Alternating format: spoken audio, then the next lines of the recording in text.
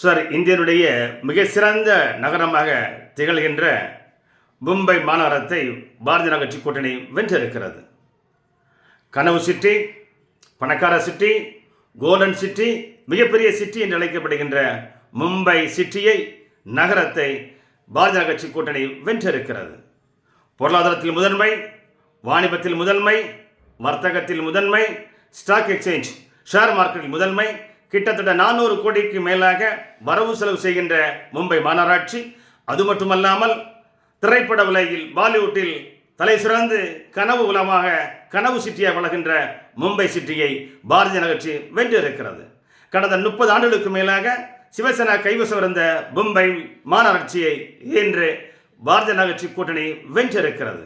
நேற்று 2025 கேரள மாநிலத்தில் நடைபெற்ற திருவனந்தபுரம் மாநகராட்சியை பாரதிய ஜனதா கட்சி வென்றது. 25 ஆண்டுகளுக்கு மேலாக கம்யூனிஸ்ட் வசம் இருந்த திருவனந்தபுரம் மாநகராட்சியை பாஜக நேற்று வென்றது.